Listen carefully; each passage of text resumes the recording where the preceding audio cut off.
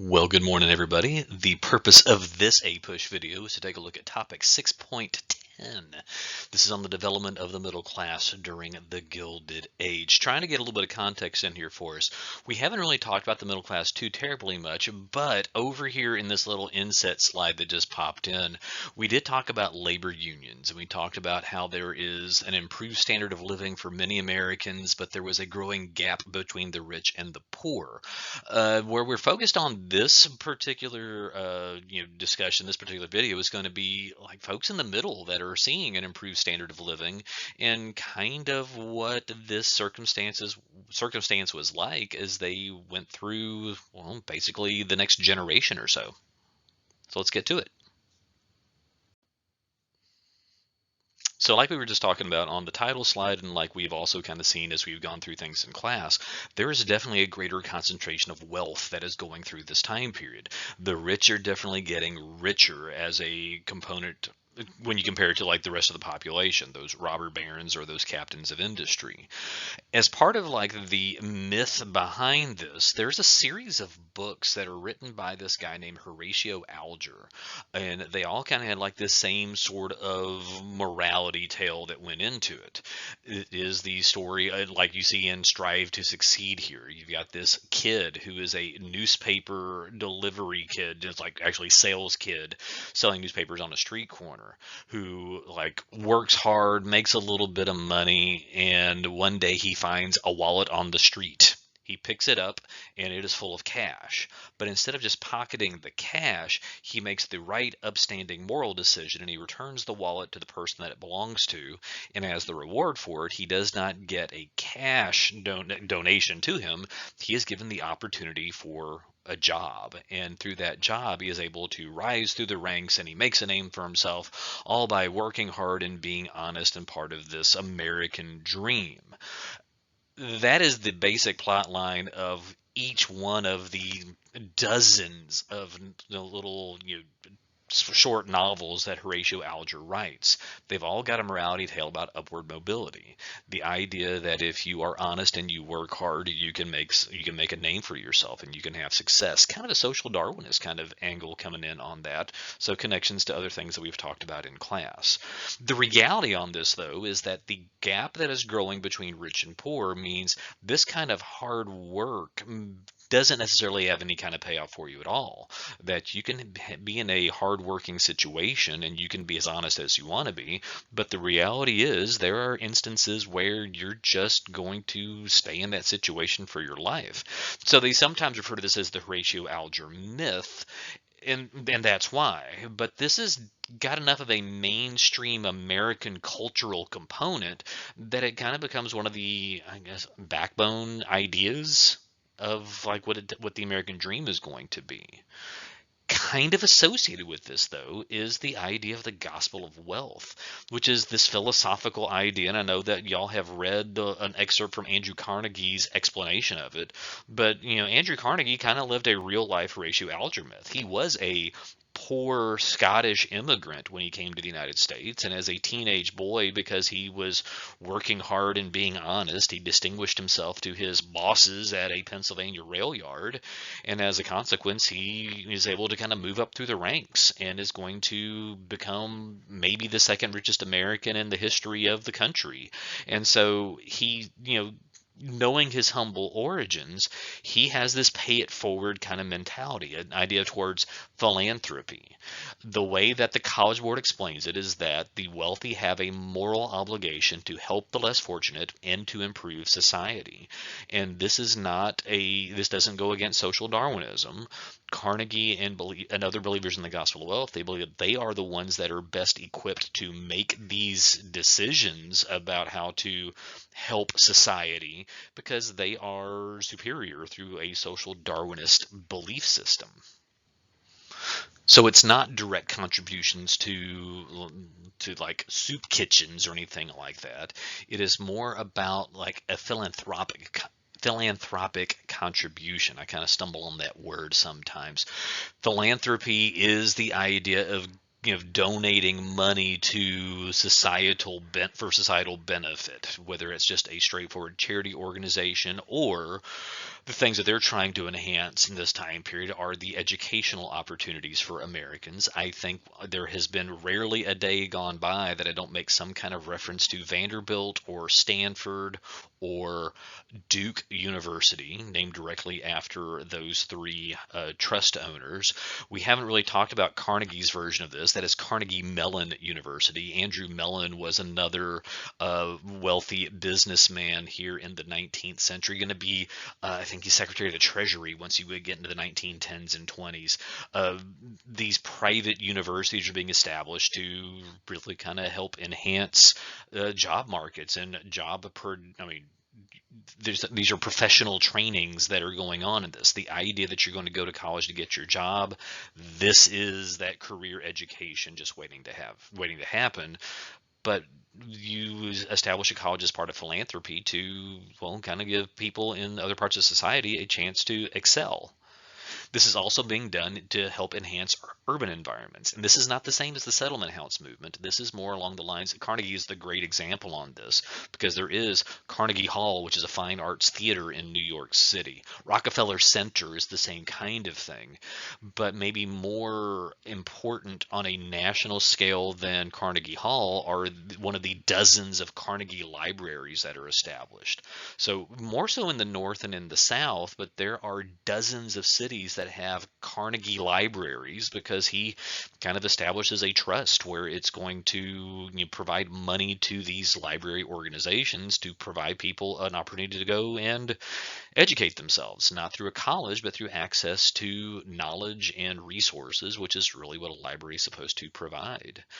So when you take like the idea of the gospel of wealth and you kind of blend it in with the Horatio Alger myth, there is this sense that maybe the wealthy philanthropist trust owners, the robber barons or the captains of industry, that they are the caretakers of this societal development, and maybe just maybe they can pay things forward the right way to help future Horatio Alger, children grow up to become the next generation of the captains of industry.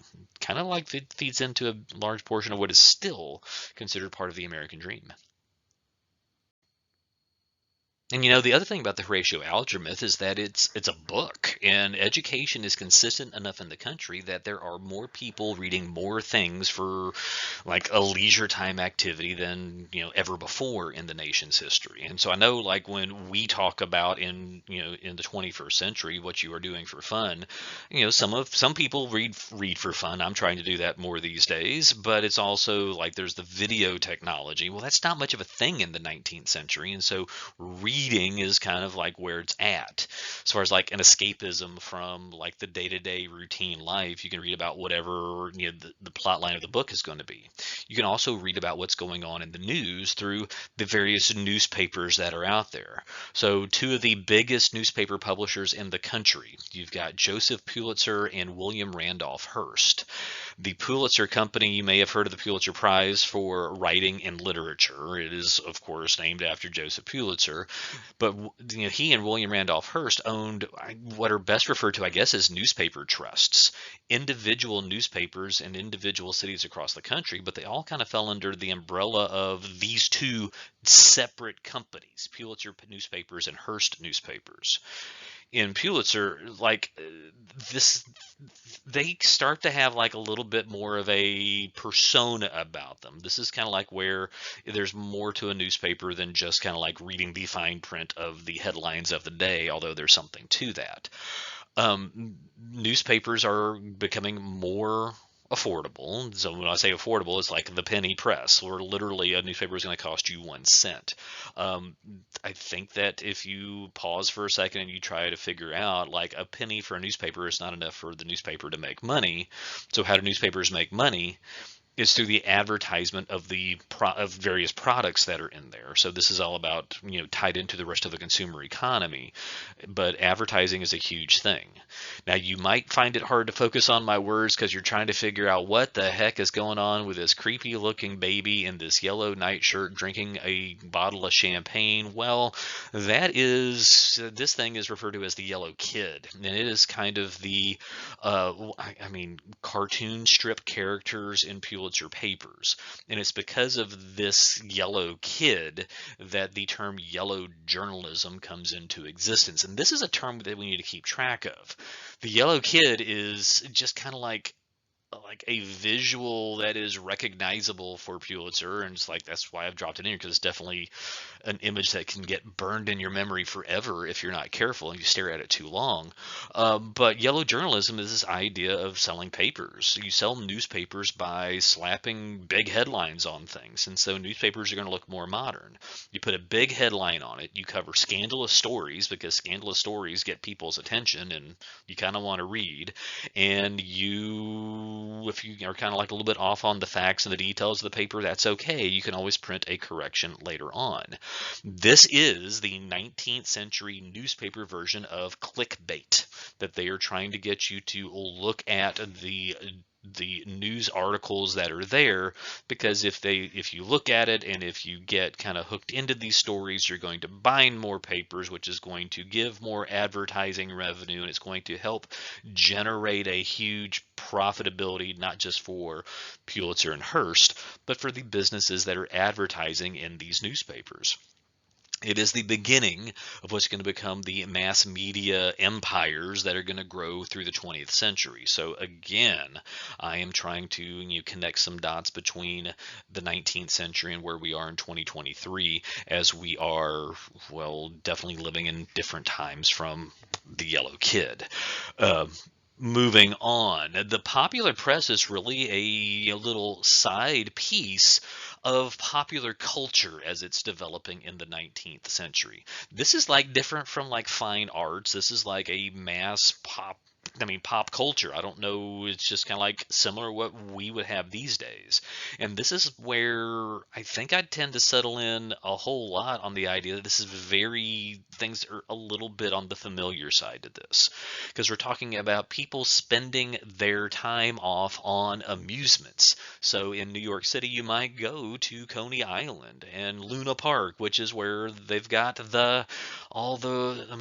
there's the Midway and the games and the food, and you might eat a Hershey bar and drink a Coca-Cola, because those are things that are new in this time period. You might go ride the roller coaster. So it's kind of like going over to Kemah or the Pleasure Pier down in Galveston. This is just kind of like a fun thing to do when you've got your day off. More so for the middle class than the working class, but it's there for anybody that can take advantage of it.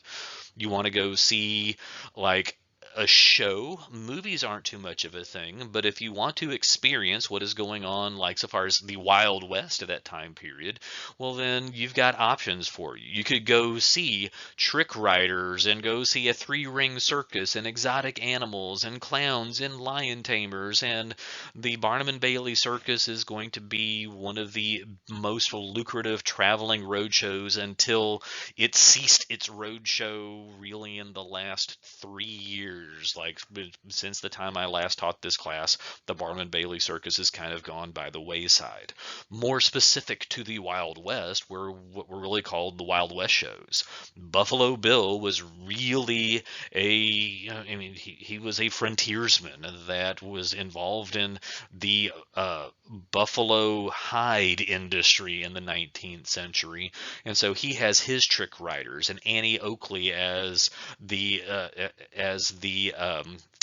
shooting artist, sharpshooter shows. And this is kind of like they go not just touring all over the country, but all over the world, kind of help developing the icon of the American cowboy as a symbol of the United States. And so this is actually kind of, defining modern America still these days. Because come on, I think PHS Theater did Annie Get Your Gun as the musical. I think it's now a few years ago, but it definitely fits into this because that's based on the life and times of Annie Oakley. You're not into like going to go see a show like this? Well, that's okay. How about you go and watch a baseball game, because the baseball is in its infancy during the Gilded Age. Baseball as a sport is it develops really on a national scale thanks to the Civil War. Soldiers from different parts of the country kind of organize little, pickup teams, and they kind of like help the popularity of the sport spread throughout the country. The guys here in the lower right, that is the original baseball team, the Cincinnati Red Stockings, who over the course of time are going to turn into the Cincinnati Reds and also inspire knockoff artists like the Boston Red Sox, who kind of go the same direction on this. Cincinnati Reds are established in 1869. They kind of expand into the National League, which is established by 1876, where local businesses kind of had like local baseball leagues, and then you had like the City League that just kind of like took the best players, and then you have each city playing other cities, and that's kind of how like professional team sports in this country gets set. The picture there on the left side of this, I know it's a little bit on the intricate detail, but that is a baseball park where you've got like standing room only. If you had your day off and you weren't going to go all the way out to like an amusement park, well, you can go catch a baseball game. And that is, you're talking about tens of thousands of people trying to find a way to kind of spend their time, a little bit of a bachelor subculture on this, because a lot of this is really kind of spent to try to convince, well, working men, working class men, to go and spend some of their money in new ways. And don't miss the little like side business that's going on here, because these amusement parks and the baseball and any other kind of a element to a bachelor subculture, these are businesses too, because you're trying to find something that you can convince people to spend their money on, and if you can be successful in that, you can make yourself rich. And that is going to, one more time, fast forward us all the way to the present, where sports leagues are multi-billion dollar industries in the United States and other parts of the world. And this is kind of where the origin is this part of the late 19th century United States. It's almost like there is a real, origin story for a lot of American culture back to this time period. Plenty of connections to be made with other things that we've talked about in class, but I felt like it was worth the few minutes with you today to look at leisure time, consumer culture, and the idea of, well, the American dream, that if you work hard and get one lucky break, you can, in fact, become a millionaire and change the world. Thanks for listening.